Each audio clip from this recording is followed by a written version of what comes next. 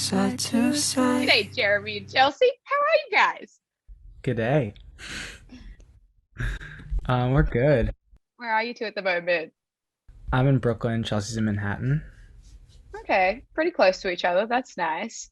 Pretty Yeah, close. super Yeah, close. say it like we're in different Like cities. 10 minutes away. Yeah, are you guys able to visit friends at the moment? Kind of, not really. I've quarantined this whole week alone after flying back from traveling, so it's been a lonely week.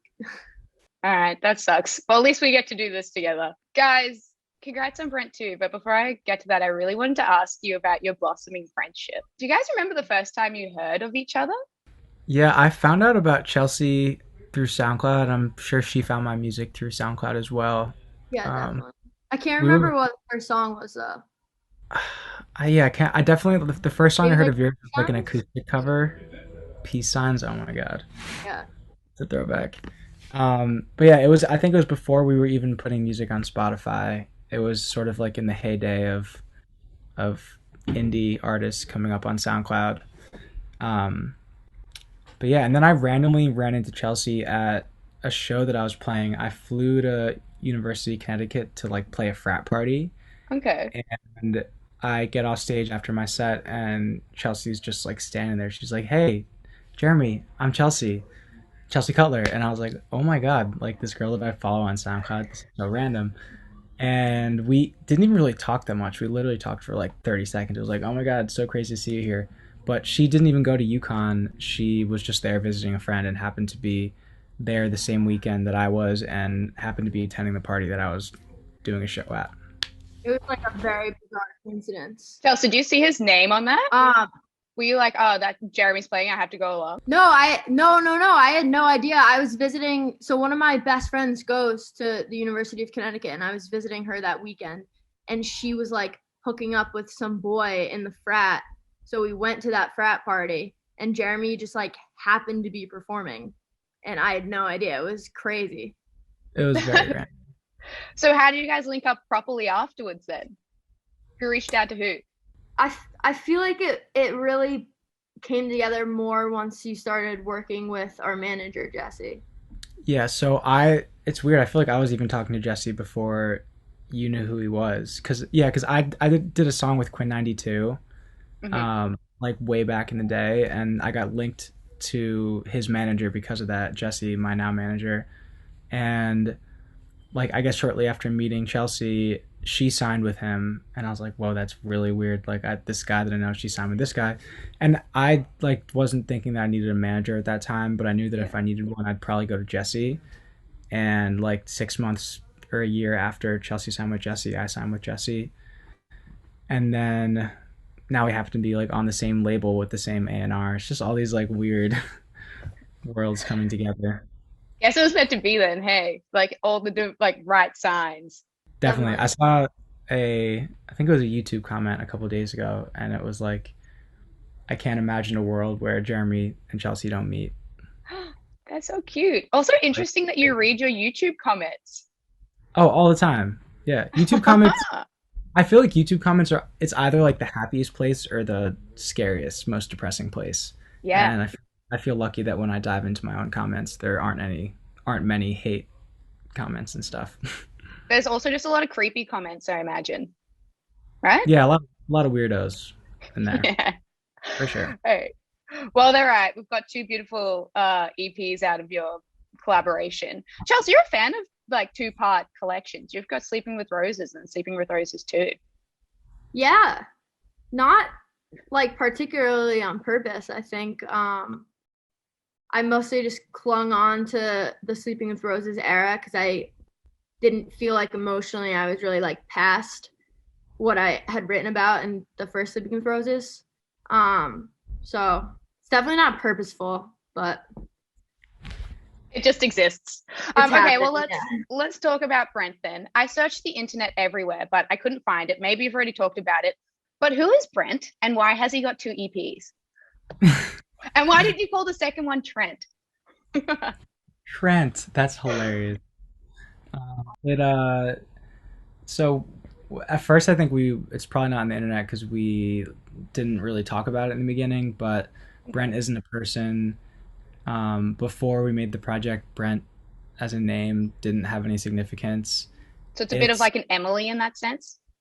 Yeah, definitely. It's like it's a placeholder, but we thought of the name because every day when we would drive from our studio to this cafe that we would always have breakfast at, we would pass a Brentwood Road, and like honestly, we had no idea what we were going to call the project, the first one, and we knew that it was going to be a name that like we knew it wasn't going to be like a word. We knew it was going to be like either a name or like the name of a place or something like that because we were so inspired by the place that we were writing the music. And so we were just like naming things as we passed them on the street every day. And then one of the first days we were like, Brent, that sounds nice. Like it doesn't. No, it was like leaving, Jeremy. Oh, you think it was? Yeah. Because remember, like the whole week I wanted to call it whatever, like the number highway we had to take to get Uh, to like the coffee shop. yeah. What was the highway? I think it would have I been like a really bad name. don't, no, I don't remember. Yeah, I like it. I like it.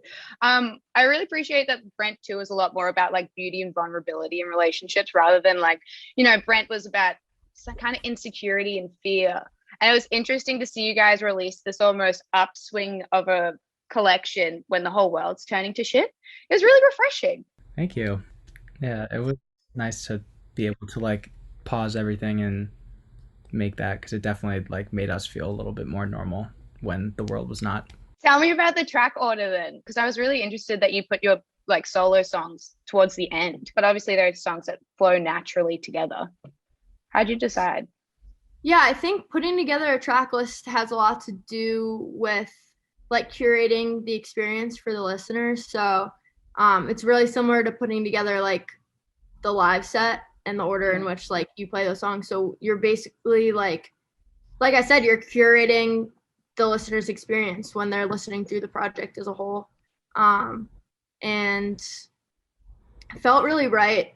This Is How You Fall in Love made sense to be first because it was a single, and then also how like in the beginning Parent Song there's those little ad libs that are like, oh my love side to side, Which so is the end. Yeah, yeah, yeah.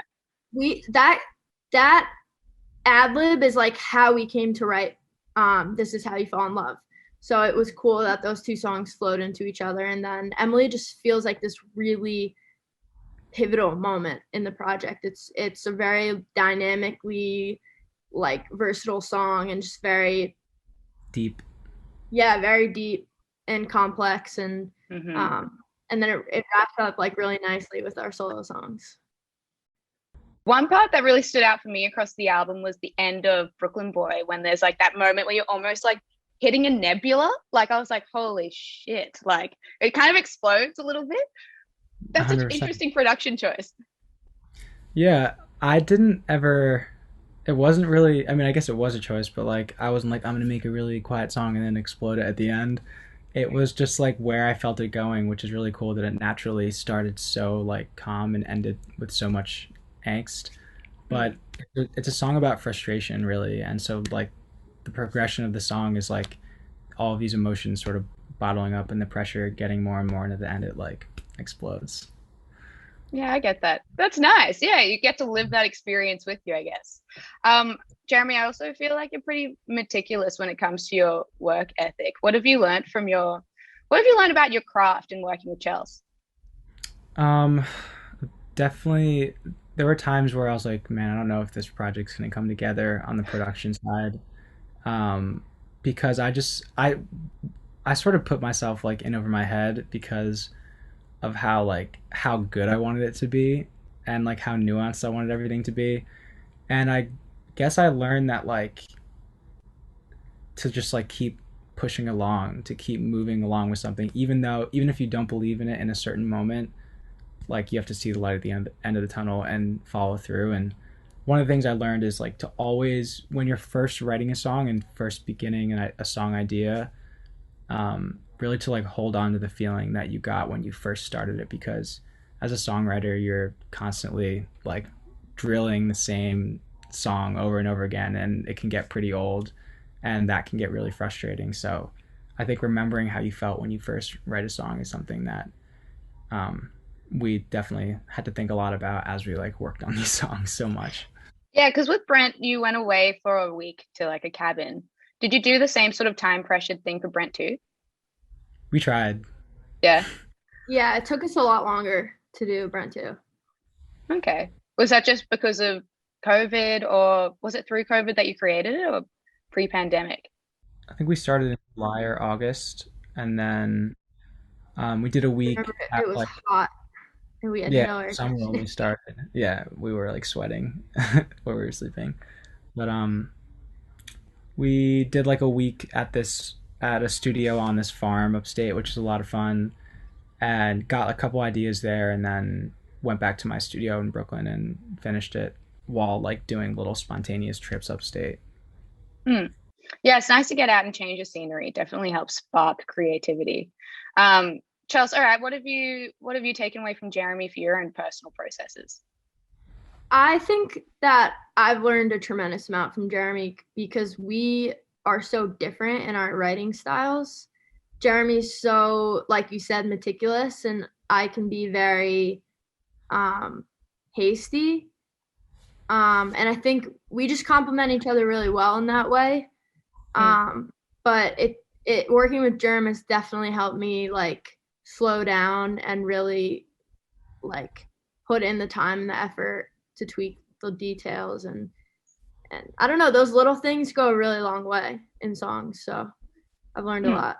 Chelsea really helped me the opposite way because she's like very spur of the moment, spontaneous, and I'm like a little slower. So it helped me like stop thinking so much and start like making music more in the moment. That's really Jeremy sweet. will sit for like literally 6 or 7 hours straight working and I'm like so in awe and inspired by that, but I simply can't replicate that like style of working.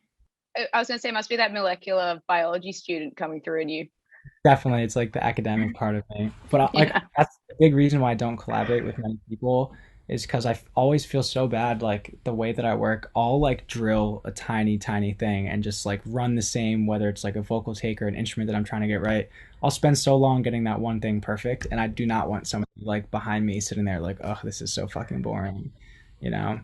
Yeah, it's But just someone breathing down your So the neck. opposite too, because like when I'm writing, like tonight, I started working on a new song like a couple hours before this interview, and I literally am so the opposite way. Where like I didn't even use headphones to record guitar because I was so excited. I just turned the volume down.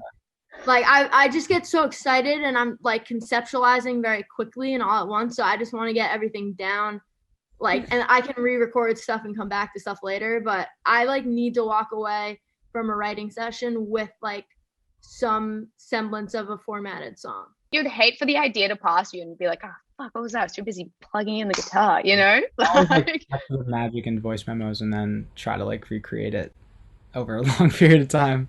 But like the initial idea is where the magic happens usually. yeah. Do you guys remember the first song you wrote? Jeremy, I know yours was like about your brother being afraid of heights, right? Hmm. Do you remember how it goes? I don't want to sing it because I don't want people to be able to search the lyrics.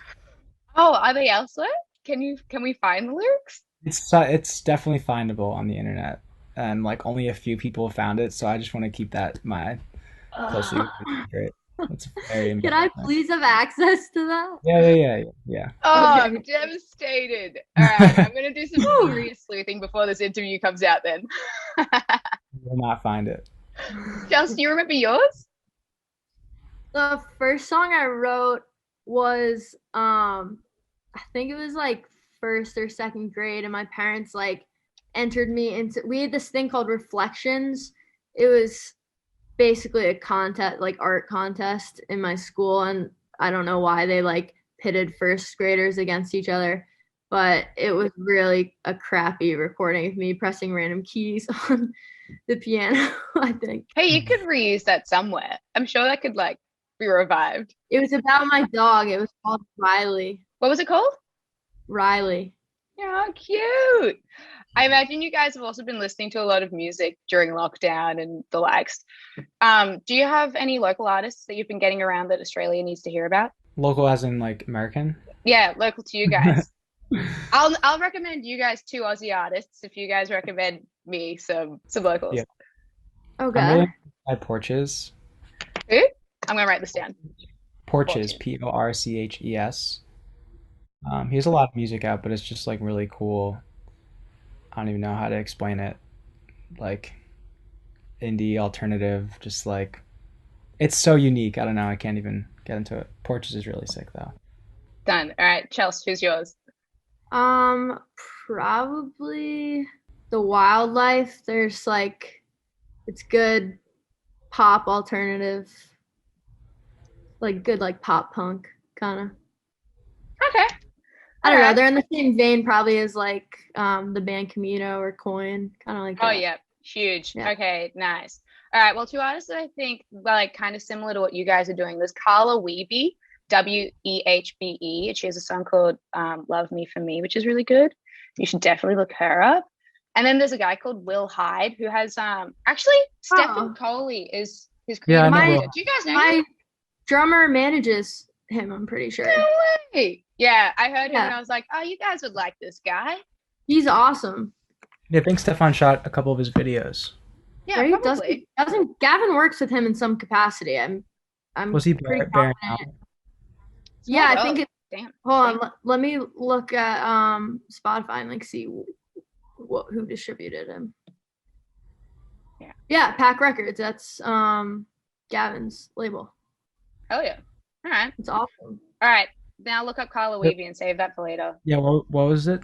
Kyla Carla CA Carla Wehbe. And I Carla. recommend Love Me for Me. She also has another song called Somebody Loves You, and then a couple others. She just released an EP. But it's good. Good stuff. Check it Good. Then report back. All right, before I let you guys go, is Brent 3 in the works?